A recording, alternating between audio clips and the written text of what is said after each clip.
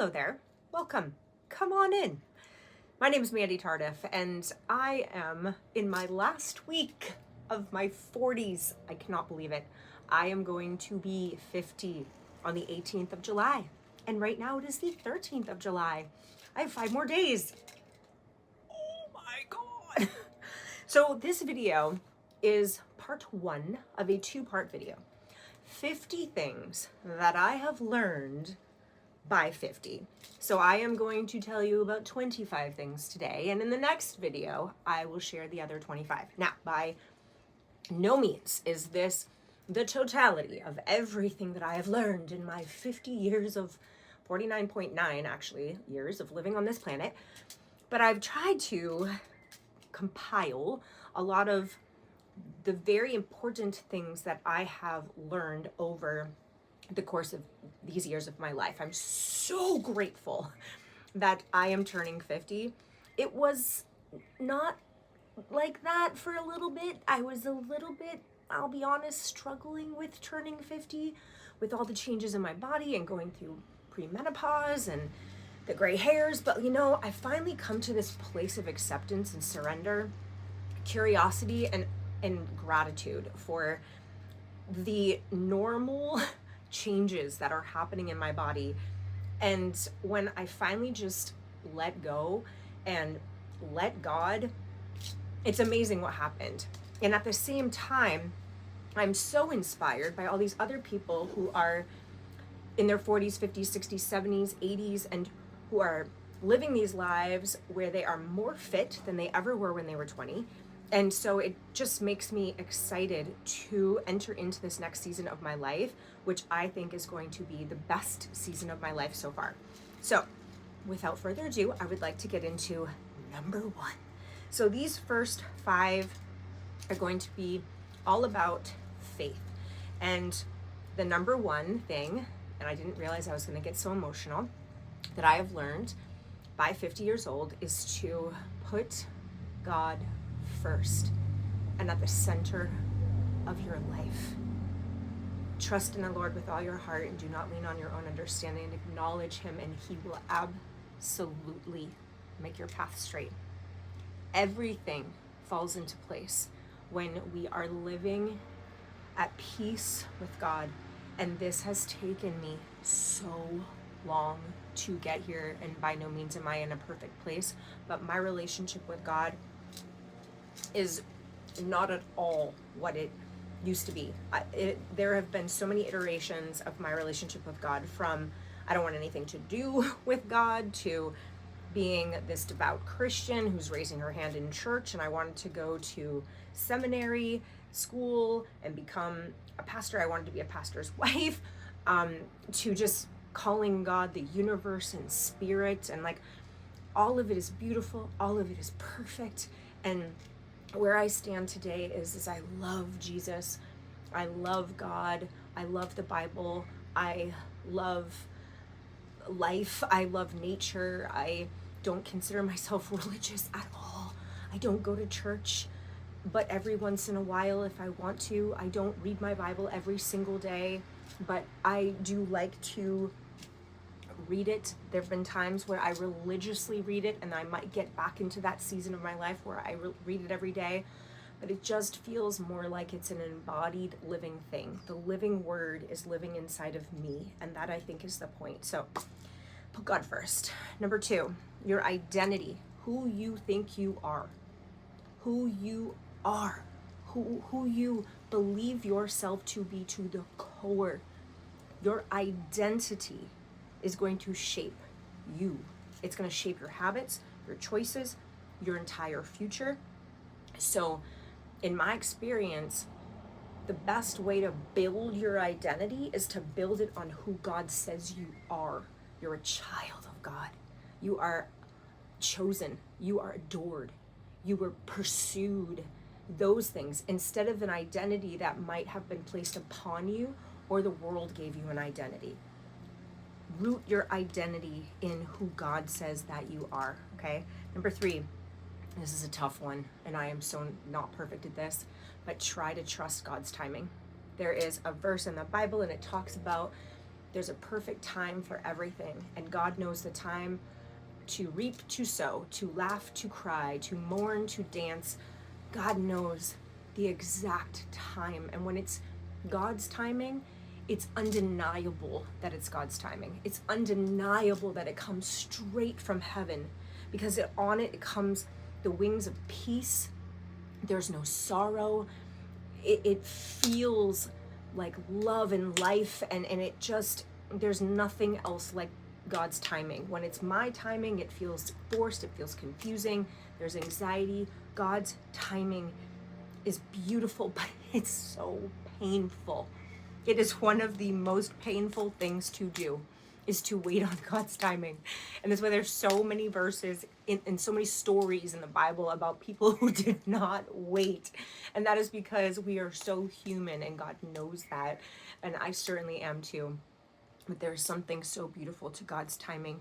His will and his timing is always, it's worth it. It is so worth it. Okay, number 4. Build a relationship with God every day so you can recognize his voice, and you can recognize what it feels like to feel his peace, to feel his guidance, to know without a shadow of a doubt, to be able to discern the voice of God from your own voice, from the voice of other people, from the voice of the enemy, whatever you want to call it, spiritual warfare, I don't know, whatever. But build a relationship with God every single day. Cultivate that relationship with God. Number 5, faith without works is dead. Faith isn't just believing. Faith isn't just a placard on the wall that says faith. Faith isn't just a tattoo on your arm that says faith. Faith is living differently, taking actions, actually stepping out. And sometimes it means stepping out, sometimes it means waiting.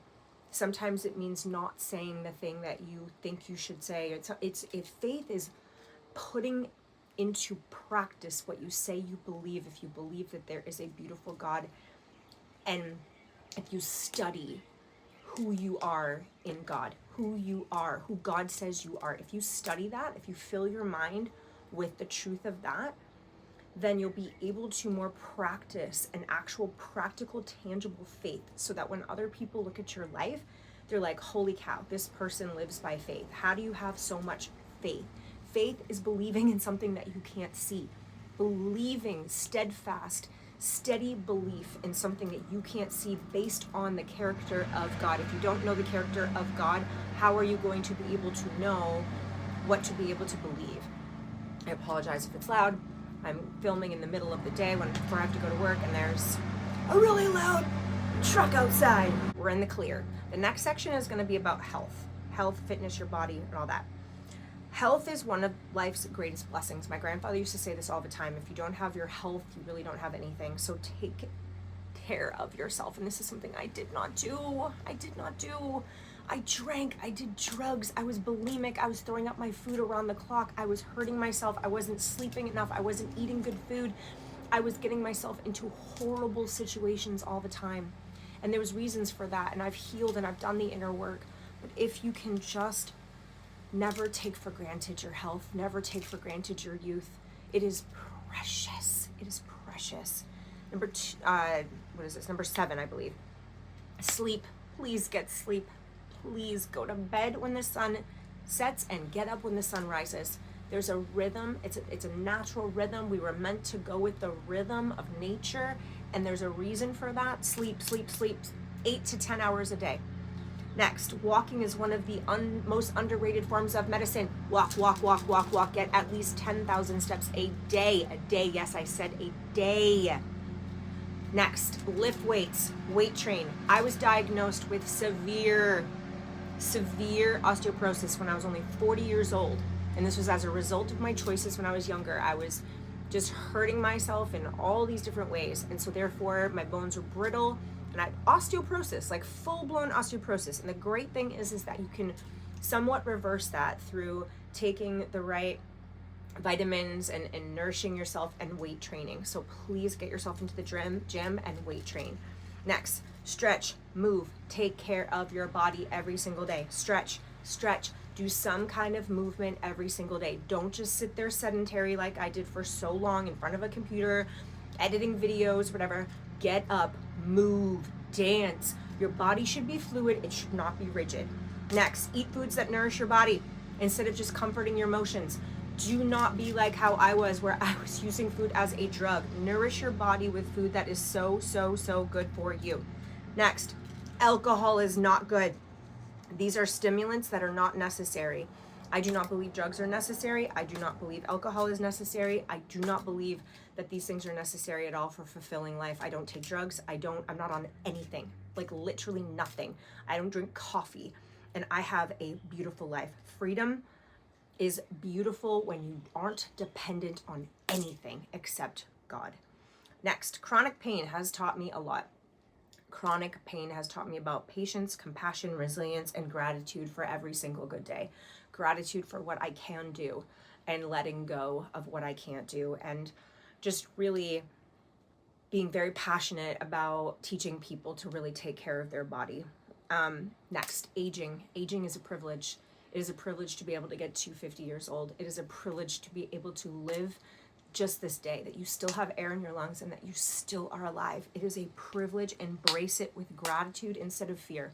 Please do not fear getting older. Getting older, you should look forward to it.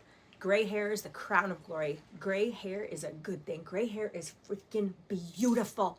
So much wisdom, so much experience. Listen to people who are older than you.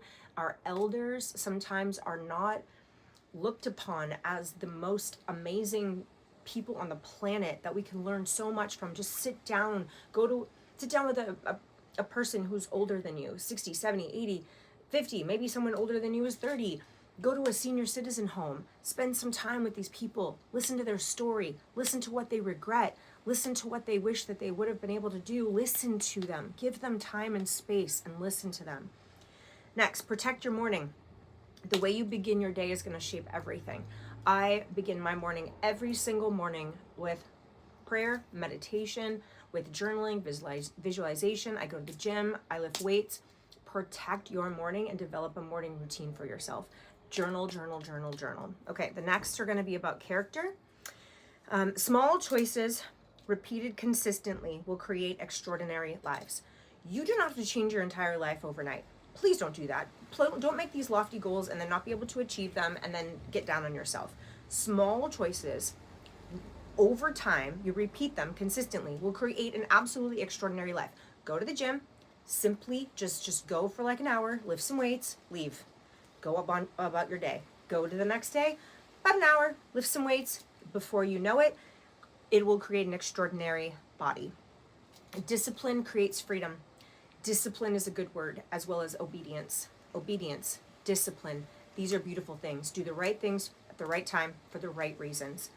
Self-esteem, self-confidence, these things don't just magically appear. They come through building, through keeping promises to yourself. I am going to do this thing later on, and then you do it. I'm going to go to the gym, and then you do it. I'm going to eat well, and then you do it. I'm not going to drink today, and then you do it. I'm not going to throw up my food today, and then you do it. I had the hardest time being able to follow through and do these things. And so in the beginning, I needed a group of people. I needed a sponsor. I needed 12-step recovery. I needed people to help me change my behavior. And then it became something that was built inside of me and something that now is something I embody. I can say I want to do something and then I'll follow through and then I will do it. And if I'm having a hard time for whatever reason, I put my create method to practice. I figure out what it is that's stopping me. Where's the resistance? I go through my modules. I go through my process to excavate the limiting beliefs and whatever might be holding me back. And then I'm able to make those choices and I'm more congruent. So life is all about becoming more and more congruent, where we're more and more authentic, where our insides match our outsides. That's the ultimate freedom. So self-esteem is built through keeping promises to yourself. And if you're having a hard time doing that, there's no shame and no judgment. I've had a hard time doing that in my life for sure. And so I sought help. I did the work. I showed up. I worked hard. And now I've been able to change so many things. Next, integrity will build self-respect. Integrity is one of the biggest words that I can just talk about, all my friends will say, you are a woman that has the most integrity of anyone I've ever met. Integrity is huge for me. Having integrity in your business, in your relationships with men, with yourself, with everybody. Integrity is I feel like it's becoming like a lost word, but like we really need to bring it back and live with integrity every day. Every day, make integrity one of the most important things of your entire day. What does that look like? What does that feel like? How does that look in my life, through my conversations, through the way I act? Delayed gratification will create a better future. We are living in a world of fast, fast, fast, go, go, go, dopamine. Delay your gratification, which goes back to God's timing. There's a reason why some things need to take long, because it's going to make it so that we're more resilient and that we can persevere. It's going to produce more grit, more character in us. If we just gut things just like that, just because we actually think that that's good for us or it's going to feel good, it doesn't. It doesn't. Delaying gratification, not because of an external thing, but because you are doing it because you know that it's good for you. So use your own will to delay your own gratification and to say, no, I'm looking at everything in the long term rather than the short term. This is going to create a better future for yourself. We're almost done. Comfort is great, but it's not the place where you should stay. Every day you should be pushing through fears. Every single day you should be showing up and doing hard things. Every single day you should basically be somewhere where you're comfortable, but you're also like as scared as shit. Where you're doing things that you're so scared of. You're doing things that you're like, if God doesn't come through, I'm never going to be able to do this. So it's teetering on this, okay, things are pretty comfortable and familiar, and I'm in this consistent discipline, this pattern, but I'm scared out of my freaking mind. Every single day, push yourself to be better every single day. Comfort's great, but it's not where you should live or not where you should stay.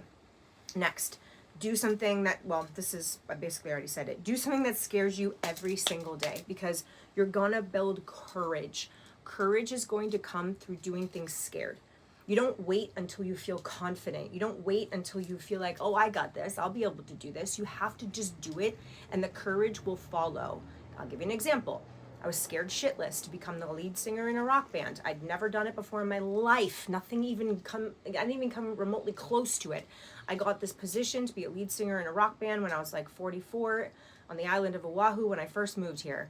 And I was like, there's no way I'm going to be able to do this. But I said yes to it, and the courage to do it, the capacity to do it came afterward, after I said yes to it. I was scared. and the courage came through me taking that action. All right, next, push your limits. You're never going to know what's possible. You're never going to know how freaking strong you are unless you push your limits. Do things outside of your comfort zone. I didn't know how I was going to be a lead singer in a rock band. I didn't know how I was going to be able to make it living in Hawaii without even getting a job before I moved here. How the heck am I going to do this? I pushed myself out of my limit because I knew that I needed to do that for myself and have that experience, and I'm so glad that I did. Because other people could say, you're never going to make it in Hawaii, it's expensive, how are you going to do this? I didn't really have any money when I first moved here, and it was right in the middle of COVID. Everybody's freaking out, and I'm moving to Hawaii. And I just pushed myself, and I prayed a lot, and I took the action steps, and I came here, and I now am been living in Hawaii for 5.5 years, and it's absolutely beyond my wildest dreams amazing. I don't want to live anywhere else for the rest of my life. Next, healing is possible. Healing. You can heal through anything, in my opinion. You can teach an old dog new tricks, in my opinion, but you're going to need these things. Honesty, humility, repetition, open-mindedness. You are going to have to do the inner work. You are going to have to show up for yourself. You can heal through anything. You can get over anything. You can do anything. I'm living proof of this. And the last one for today, freedom begins when you admit what controls you and then you invite God into that. And what I mean by that is, if you're finding for any reason, I'm gonna have to get closer here because that machine's coming back. If you're feeling for any reason that you're out of control, you're not free from the addiction, the relationship, the job, the whatever it is, then just admit it. Just admit that you're in a place of frustration, of hopelessness, that you don't like where you are. Drop the condemnation, drop the shame, drop hiding, drop the secrecy, drop caring about what other people are going to think about you, drop the freaking pride, and just admit defeat, admit that you don't know, admit that you're scared, admit that you want something different. Just open up your mind to that and invite God in. And also, if you don't like the God word, maybe you should consider that there's something bigger than you out there, and that this thing loves you. God loves you so much and wants to heal you, wants to change, wants your life to be different, and maybe you're the one that's getting in the way. Your mind, maybe your mind, your past hurts. We have to get over ourselves. We have to get over our past in order to welcome in a new future, because that is 100% what we are meant to do here on this planet, is to usher in a better future for our children. I don't have any children, but for the people that are going to come after us. We go through the hard stuff to learn, to grow, to pass it on, to transcend, to transform, to feel ourselves go from here, to be the Davids that have slingshots, that can slay the dragons, that can slay the giants, to feel yourself being a little tiny David, but with God you can do anything and you can slay the giant. That's what we're here for, to realize how small we are, but how big we are, and that with God we can do anything. We can co-create, we can create a better world, and to not let anything defeat us, because with God everything is possible. And yeah, there are things that are so frustrating and so hard, and I'm going through a lot of hard things right now, but you know what? You have a choice. We all have a choice, that we can either look up or ask for help or believe. We can choose to have faith. We can choose to believe, and faith comes by hearing. Faith comes by hearing stories of other people having faith.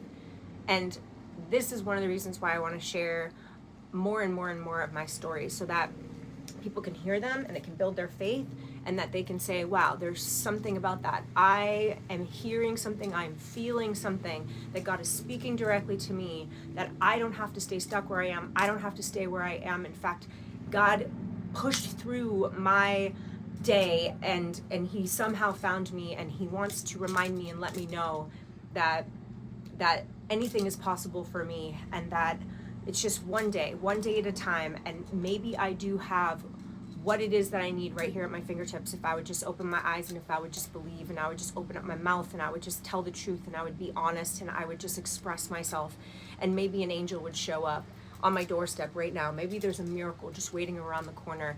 And when we do experience miracles, maybe we should share them. Maybe we should really get out there and start sharing the goodness. And because I really do feel like whatever we focus on will become bigger. And if we focus on more faith and more goodness and more God, then that is what we're going to see. So we need more people doing that. So that is my whole reason for doing this. And I am so freaking hot, and I have to go to do a little workshop with a bunch of little kids. We are doing like a create your own world workshop with these adorable little kiddos, and they're making the most amazing worlds out of their own imagination, their own creation, and it's so beautiful to watch them. So that is the first 25 things that I've learned by the age of 50, and stay tuned, because I will be putting out another video of the other 25 things that I've learned by the time I am 50, and I am going to be 50 really soon. I can't believe it. I'm still claiming that I am a 40-something year old, but I won't be much longer. Thanks for being here. Bye.